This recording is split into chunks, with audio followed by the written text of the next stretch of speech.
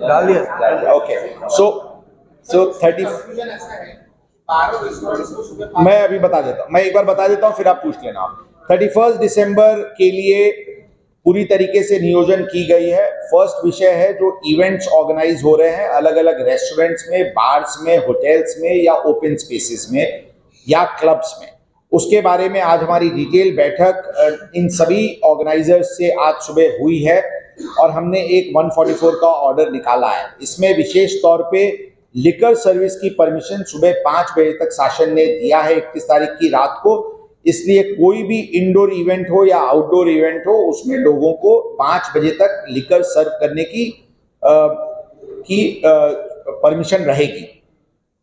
जो liquor establishments हैं उनको ये परमिशन रहेगी, या जो 1 डे टेम्परेरी लाइसेंस लेंगे उनको ये परमिशन रहेगी।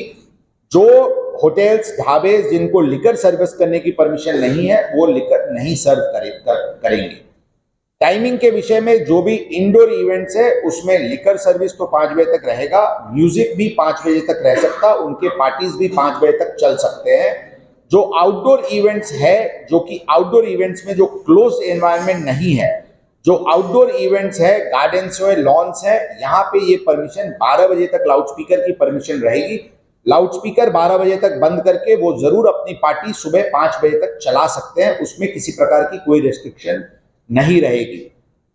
इतर पॉइंट्स, बाकी पॉइंट्स हमने 144 के नोटिफिकेशन में इशू किया है।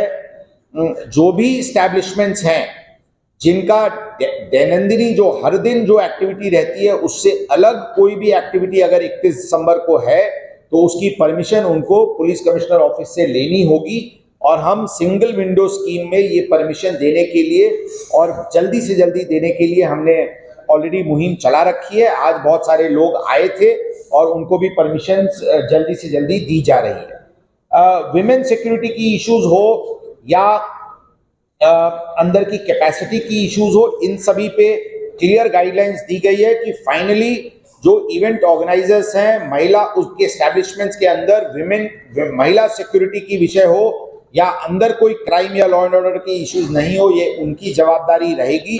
वो आवश्यक तौर पे आवश्यक संख्या में महिला और पुरुष सिक्योरिटी गार्ड्स उनको लगाना अनिवार्य रहेगा। पुलिस ऑर्डिनरली किसी भी एस्टैब्लिशमेंट में अनलेस की ओपन वायलेशन जिसका इंप्लीकेशन क्राइम या लॉ एंड ऑर्डर पे हो रहा है, पुलिस इस प्रकार के इवेंट्स में नहीं घुसेगी। इस प्रकार का आश्वासन हमने सभी ऑर्गेनाइजर्स को दिया है। लेकिन साथ साथ अगर कोई आपत्तिजनक स्थिति दिखती है तो पुलिस जरूर अंदर जाएगी और जाने के बाद इस प्रकार के इवेंट जो चालू है उसको अगर जरूरत पड़ी तो उसी समय उसको बंद करने की भी डायरेक्शन इशू की जाएगी। ट्रैफिक के विषय पे भी इस प्रकार के एस्टैब्लिशमेंट्स को हिदायत दी गई है कि ड्रंकन ड्राइविंग नहीं हो, इसलिए वो प्रयत्नशील रहें और आवश्यक इस विषय पे वो ध्यान दें। किसी भी प्रकार की ड्रग सेल या कंजम्पशन उस परिसर में नहीं होगी, इसके बारे में भी उनको हिदायत दी गई है। सीसीटीवीज लगाएं और सीसीटीवीज की रिकॉर्डिंग्स रखें, इसके लिए भी हमने उनको सूचना दी है। तो ओवरऑल जो इवेंट्स है वो नागपुर शहर में इंटरटेनमेंट और फेस्टिविटी को पूरी तरीके से लोगों की एक इंथुजियाज्म को पुलिस दल रिस्पेक्ट करती है और इस प्रकार के इवेंट्स हो इसमें पुलिस को किसी प्रकार की कोई अड़चन नहीं है और पुलिस उसको फैसिलिटेट करेगी और पुलिस जरूर इस प्रकार के एस्टैब्लिशमेंट्स और ओवरऑल एक डिसिप्लिन की वातावरण शहर में रखेगी। लेकिन साथ साथ किसी भी प्रकार की वायलेशन नहीं होनी चाहिए और अगर वायलेशन नजर आएगी तो पुलिस विभाग बहुत सख्ती से कार्रवाई करेगी। इस प्रकार की भी चर्चा आज की मीटिंग में हुई है और यही भूमिका हमारी है। पुलिस बंदोबस्त बहुत बड़े पैमाने पे लगाया गया है। आज रात हो या कल रात हो, वीकेंड है, on the run up to the new year आने के पहले का ये वीकेंड है। इसकी संवेदनशीलता को ध्यान रखते हुए क्राइम कंट्रोल के लिए मेजर ओवर्ट कोम्बिंग ऑपरेशंस और एक्टिविटीज की जा रही है। सभी स्तर के हमारे अधिकारी और कर्मचारी इसके लिए प्रयत्नशील हैं। 31 तारीख को रात शाम से अंदाजन 30 जगह पे नाकाबंदी और 30 जगह पे ड्रंकन ड्राइविंग की कार्रवाई बड़े पैमाने पे डिप्लॉय की जा रही है।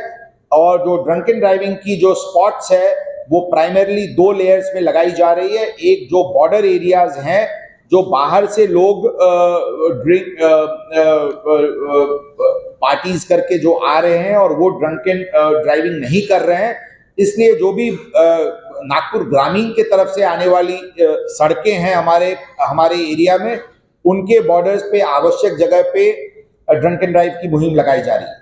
ये बॉर्डर पेरिफेरल एरियाज के अलावा नागपुर शहर के कोर एरियाज में, जैसे for example west high court road का परिसर हो या सदर का परिसर हो या सीए रोड का परिसर हो, इस प्रकार के आइडेंटिफाइड एरियाज पे हमारी ड्रंकन ड्राइविंग बड़े पैमाने पे लगाई जाएगी, क्योंकि हमारी ये प्रयत्न रहेगी कि 31 को किसी भी प्रकार की फेस्टिविटी के दरमियान कोई दुर्घटना नहीं हो। इसके लिए हम 31 तारीख को रात को प्रयत्नशील रहेंगे। ओवरऑल 31 तारीख को बहुत ही डिटेल बंदोबस्त ऑर्डर इशू किया जा रहा है और हमारे करीब करीब 2000 पुलिस अधिकारी और कर्मचारी इस 31 तारीख की इवनिंग को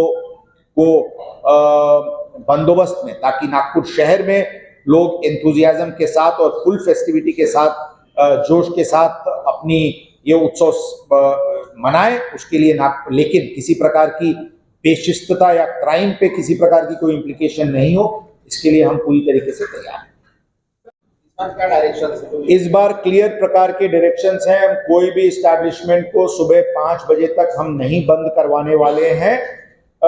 सुबह 5 बजे तक ईटिंग हाउसेज भी हों या लिकर परमिट रूम्स भी हों, सभी चालू रह सकते हैं, प्रोवाइडेड कि उसकी परिणाम किसी भी तरीके से लॉ एंड ऑर्डर या क्राइम पे नहीं हो।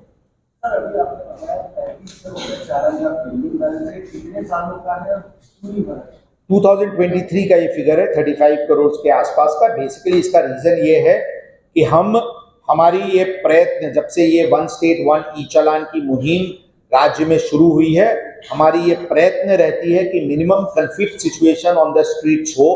कहने का मतलब कि जब ट्रैफिक पुलिस वाले किसी को रोकते हैं तो वहां पे एक कन्फ्लिक्ट की सिचुएशन हो या फिर अलग अलग प्रकार के आरोप प्रत्यारोप होते हैं। इसलिए हम एविडेंस बेस्ड पुलिसिंग पे जब से गए हैं तो हम रिमोट चालानिंग भी करते हैं। रिमोट चालानिंग मतलब चाहे तो हम सीसीटीवी कैमरास का यूज करके चालान जनरेट करते हैं या फिर हम डिवाइस पे फोटोग्राफ खींच के, अगर कोई व्यक्ति रेड लाइट जंप करके जा रहा है तो उसकी फोटो खींच के उसकी नंबर करके हम रिमोटली भी चालान जनरेट करते हैं।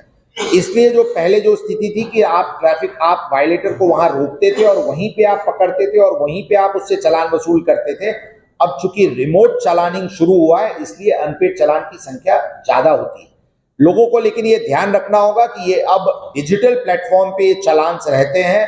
जब किसी गाड़ी पे चालान हो गई तो वो किसी भी परिस्थिति में वो चालान गायब नहीं हो सकता। वो चालान उनको कभी ना कभी पेमेंट तो उस गाड़ी वाले को करना ही है। बीच बीच में हम मुहिम लेते रहते हैं, पेड अनपेड चालान की संख्या ऊपर नीचे होती रहती है, लेकिन हम समय समय पे इस प्रकार की मुहिम लेकर के हम कार्रवाई करते हैं।